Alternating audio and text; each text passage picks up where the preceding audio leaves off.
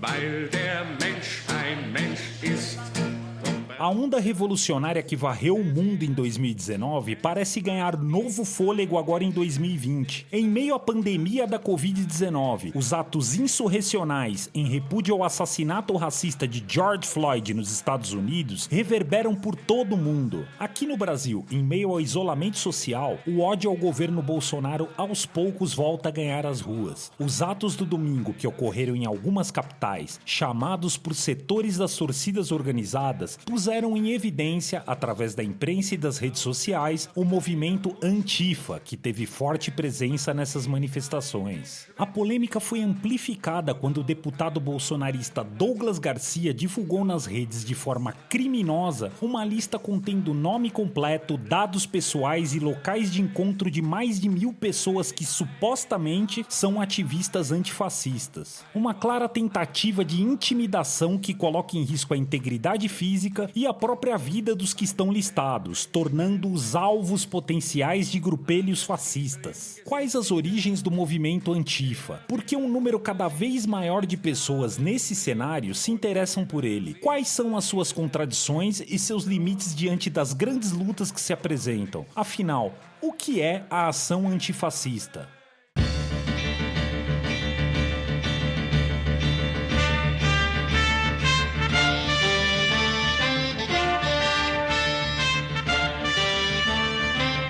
Você está ouvindo o podcast da esquerda marxista.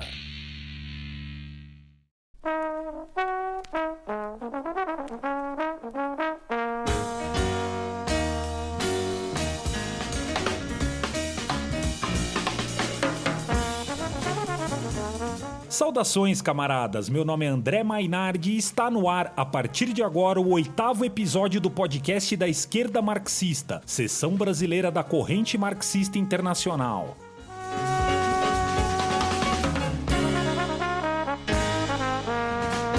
Quem nos responde essas perguntas hoje é a Thaís Tolentino, estudante de doutorado em literatura da Universidade Federal de Santa Catarina e que se encontra atualmente na Alemanha como pesquisadora visitante. Thaís é militante da esquerda marxista e colabora com Der Funke, seção alemã da Corrente Marxista Internacional. Saudações, Thaís! Oi, André. Em primeiro lugar, eu quero agradecer imensamente o convite para participar do podcast da esquerda marxista e parabenizar pela iniciativa.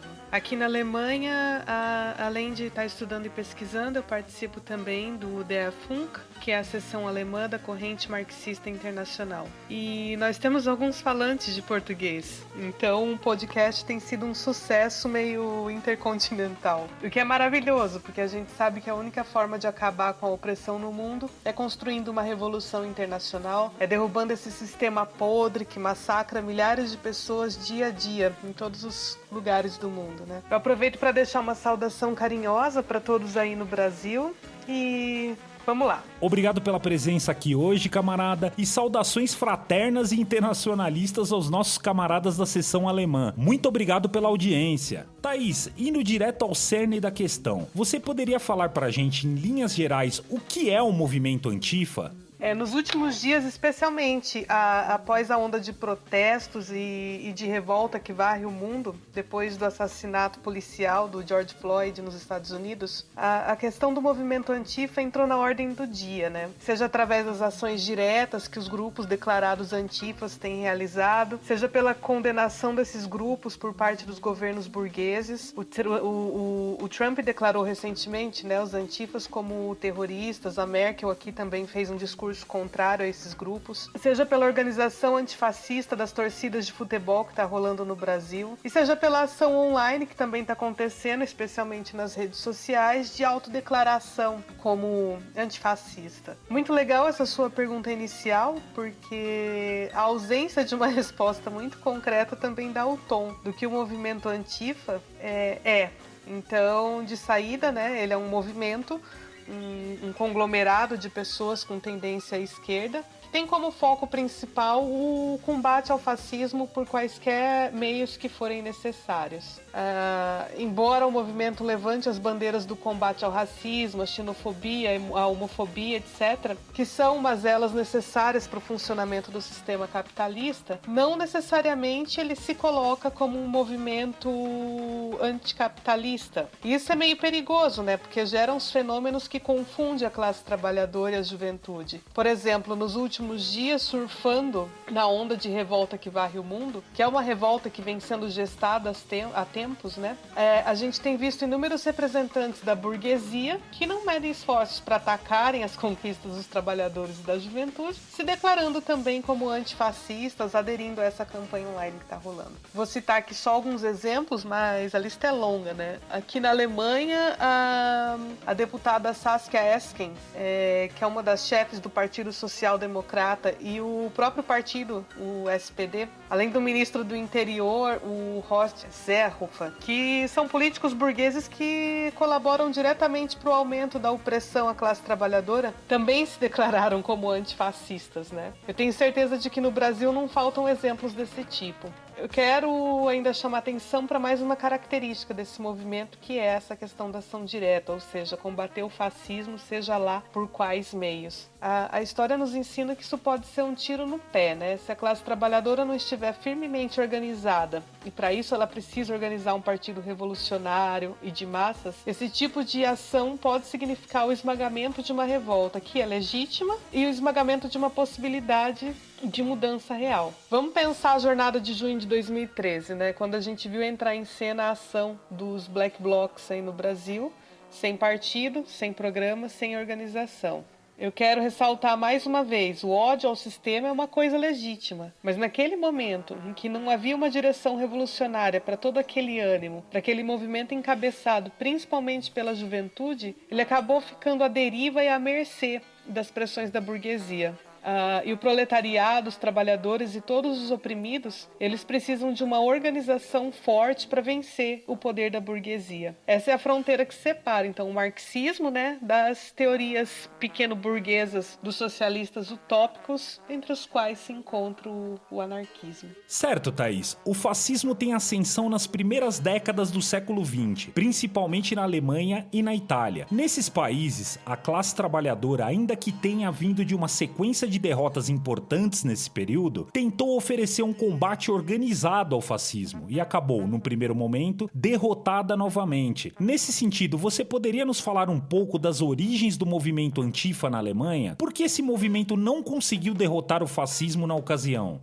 Posso sim. A Antifaschistische Aktion, a abreviação disso é Antifa, vai surgir na Alemanha em meados dos anos 30, né, no contexto de combate ao nazismo, que já se colocava como uma possibilidade concreta no país. É importante lembrar que nesse período houve um ascenso, né, em vários países de regimes totalitários. Teve o fascismo na Itália, o nazismo na Alemanha, o regime de Franco na Espanha e outros regimes e movimentos de caráter nacionalista autoritários, que são fenômenos relacionados ao vácuo político, à ausência de uma direção e um partido revolucionário que existia na Rússia no contexto do pós-guerra.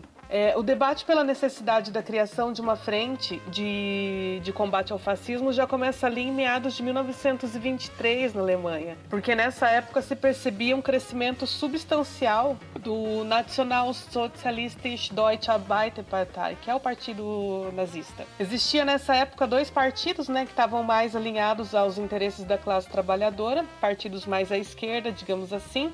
O SPD, que não era muito de esquerda, né? Era um social-democrata, já tinha capitulado perante a burguesia diversas vezes, mas concatenava uma parcela muito grande da classe trabalhadora, e o KPD, ou o Partido Comunista Alemão, né? Esses partidos fundaram, cada um deles, suas próprias alianças antifascistas de combate, né? Mas, ao mesmo tempo, eles se opunham pragmaticamente. Aí, a partir de mais ou menos 1928, o KPD considerou o Partido Social Democrata como um do seu principal adversário, e o KPD adota uma posição de que o SPD era o principal partido fascista na Alemanha, um erro, né? Então, em 1932, a Antifa, né? Aquela abreviação para Antifaschistische Aktion foi proclamada pelo KPD, mas aí o que rolou foi que a social-democracia rejeitou, né? Então era o fim da possibilidade de uma construção ampla de massas de combate real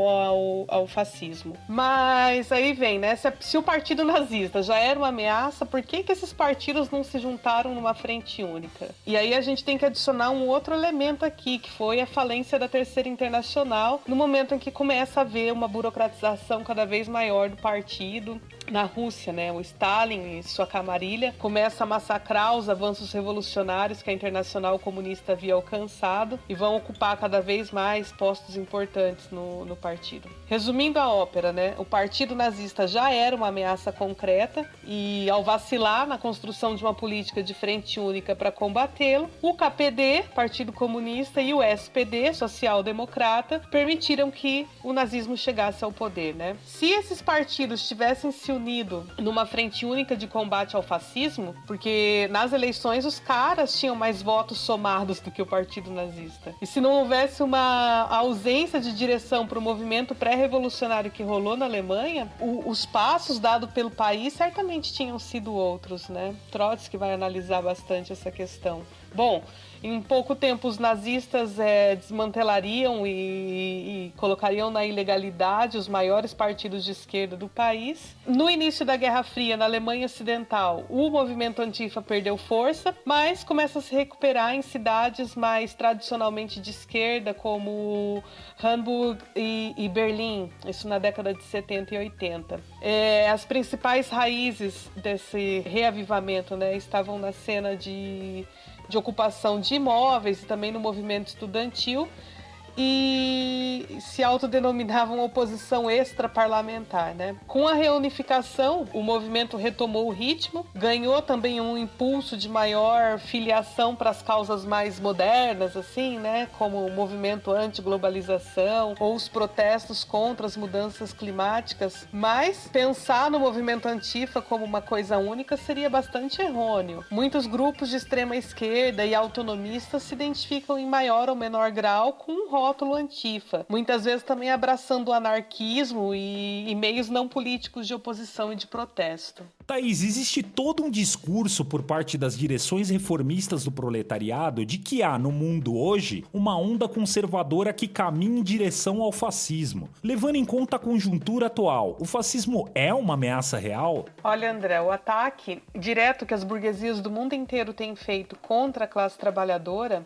dentro dos marcos da lei e do jogo econômico burguês, continua sendo a opção da burguesia num nível internacional, né? Essa fase só poderia passar para a opção de um regime fascista no caso da burguesia não conseguir realizar o que precisa usando as regras da sua própria democracia. E não é isso que a gente vê, né? A burguesia não apoia a destruição da democracia. O que acontece hoje no Brasil é justamente um afastamento da burguesia em relação ao governo do Bolsonaro, que é representante de ideias ultra-reacionárias que já não se sustentam, né? E nem mesmo o Bolsonaro tem condições de aplicar um golpe. O cara tá isolado, com uma baita rejeição dentre a população e dentre a própria burguesia. Além disso, para dar um golpe e transformar a democracia burguesa em um regime fascista, ele precisaria esmagar as organizações dos trabalhadores da classe operária. E olha essa revolta que varre o mundo e o Brasil. A classe trabalhadora, essa classe que tudo produz, tá esmagada? Eu acho que de forma alguma. Ela tá travada pelas direções sindicais adaptadas e aparelhadas, né? Traidoras. Então o que existe de fato são grupelhos de extrema direita, alguns que defendem a volta da ditadura e outros que vão além e defendem o fascismo. Mas são grupelhos, né? Os 300 espartanos da Sarah Winter eram o quê?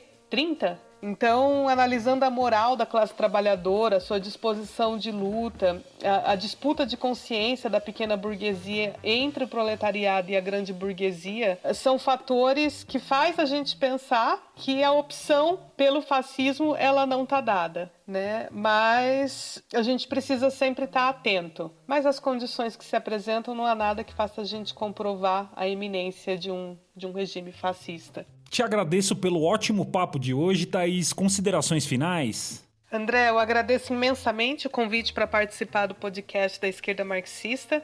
O momento exige que a gente estude, analise as questões com lucidez e bastante profundidade. Para fechar, eu gostaria de retomar a questão da Frente Única que eu coloquei lá atrás, né? Ele é uma forma histórica de luta e avanço da classe trabalhadora, mas quero frisar que não se trata de somos 70%, né? Outro movimento completamente distorcido que precisa ser analisado e criticado com veemência. De repente, toda a burguesia brasileira chama a esquerda para dar as mãos e combater o Bolsonaro, né? Lutar pela democracia. A classe trabalhadora, os oprimidos do mundo, o sentimento é que a gente já não consegue respirar, né? E que no Brasil essa luta seja pelo fora Bolsonaro, por um governo sem patrões nem generais. Esse deve ser nosso horizonte. Um grande abraço a todos. Bom, estamos chegando ao final de mais um episódio. A trilha sonora que nos acompanhou durante toda a transmissão de hoje ficou por conta do grupo de jazz fusion Fez, formado na antiga Alemanha Oriental.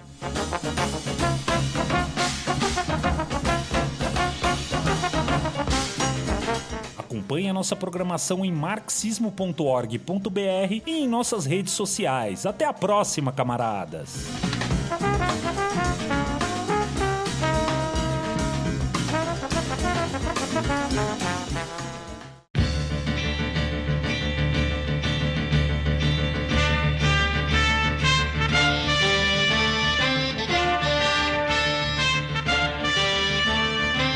Você ouviu o podcast da Esquerda Marxista.